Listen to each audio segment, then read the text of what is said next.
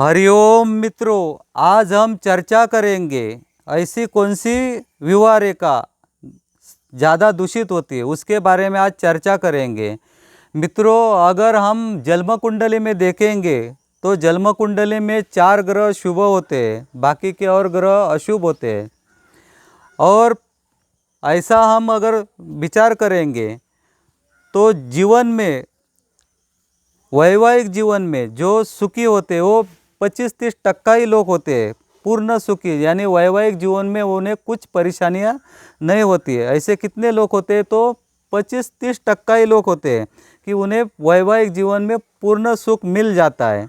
पत्नी के बारे में उनको कुछ ये नहीं होता है, शिकायत नहीं होती है पति या पत्नी के बारे में।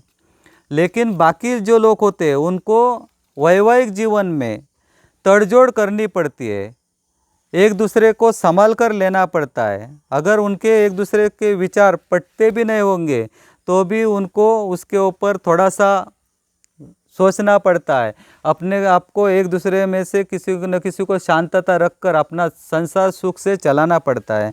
और कुछ थोड़े ऐसे लोग होते हैं जो 10-15%, तो उन्हें ऐसी परिस्थिति आ जाती है कि वैवाहिक जीवन में कुछ चलता ही नहीं, उन्हें जोड़ीदार से विभक्त होना पड़ता है, जैसे कि घटस्फोट या जोड़ीदार से अलगाव, ऐसी परिस्थिति आ जाती है।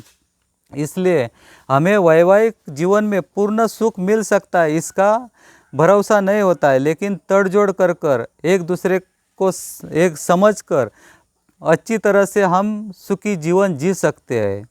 इसलिए मित्रों, आज हम कुछ ऐसी जो रेखा होती है जो जीवन को बहुत, वैवाहिक जीवन को बहुत दूषित बना देती है, उस बारे में आज थोड़ा सा चर्चा कर लेते हैं। ये विवाह रेखा है और ये हृदय रेखा है। अगर ये विवाह रेखा सीधी साफ सुथरी होगी, इसमें कोई कटपीट नहीं है, कोई अशुभ चिन्ह नहीं होंगे, तो ये विवाह रेखा शुभ होती है। और ये विवाह रेखा शुभ होगी, लेकिन उसके साथ साथ हमें ये हृदय रेखा को देखना बहुत ज़रूरी होता है, क्योंकि ये हृदय रेखा हमारे अंदर के अंतरंग को बता देती है, हमारी सोच बुद्धि हमारे दिल को बता देती है। हम जीवन में सबके साथ कैसा बर्ताव रखते हैं, सबके साथ कैसा हम व्यवहार रखते हैं और हमारा विचार सोच कैसी है, ये रेखा हमें बता देती है। हम हृदय से कोमल है या कठोर है, इसका पता ये हृदय रेखा से पता चल जाता है। इसलिए हृदय रेखा को प्यार मोहब्बत के प्रश्न में या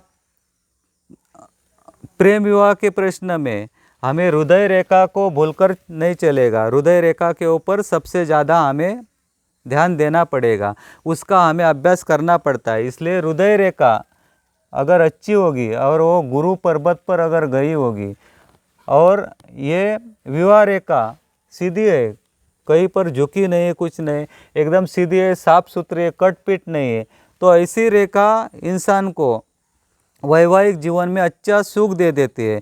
वैवाहिक जीवन में कुछ समस्या नहीं होती है, एक दूसरे के लिए वो जीते हैं और एक दूसरे के लिए मरते हैं, ऐसा उनका स्वभाव बन जाता है। लेकिन अगर विवाह रेखा के ऊपर, ये जो विवाह रेखा है इसके ऊपर अगर ये ऐसा ये बना होगा, यव चिन्ह बना होगा, जैसा कि रस्सी की तरह अगर बनी होगी, तो ये एक यव चिन्ह होगा तो बात अलग होती है। लेकिन पूरी वो अगर रेखा यव चिन्ह से बनी होगी, रस्सी की तरह बनी होगी, तो ये बहुत अशुभ विवाह रेखा मानी गई है। क्योंकि ऐसी अगर रेखा होगी तो विवाह के बाद जीवन बहुत दुखदायक बना देती है।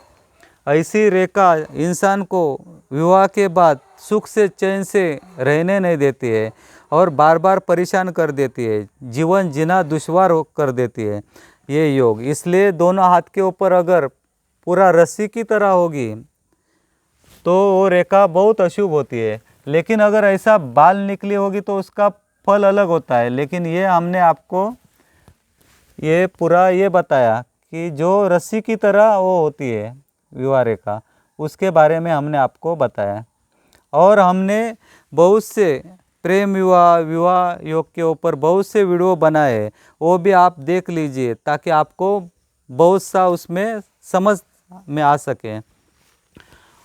और ये हृदय रेखा, ये जो हृदय रेखा है, और इसमें से कोई पतली सी शाखा निकल कर अगर मंगल पर्वत के ऊपर पूरी गई होगी, यहाँ से अगर बीच में से कोई पतली रेखा निकल कर अगर मंगल पर्वत के ऊपर अगर गई होगी, तो ये रेखा पति पत्नी में झगड़ा, मारपीट तक की ये नौबत आने की संभावना बना देती है। अगर दोनों हाथ के ऊपर होगा तो ये बहुत इंसान को वैवाहिक जीवन में अशांत बना देती है। जैसा कि हम देखते हैं पति पत्नी में मारपीट, झगड़ा, ऐसा ये योग बन जाता है। इसलिए ये भी योग अच्छा नहीं है।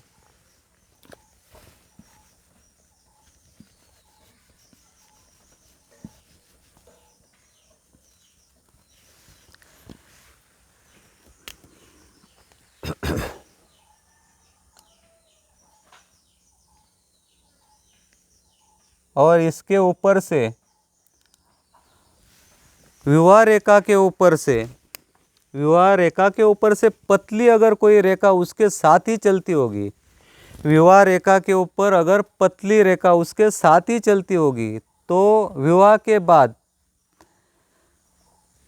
के बाद किसी भी और का जोड़ीदार में आने का वो संकेत दे देती है। यानी दूसरे आदमी का पति पत्नी में एंट्री करने का वो संकेत दे देती है, अगर दोनों हाथ में होगी तो।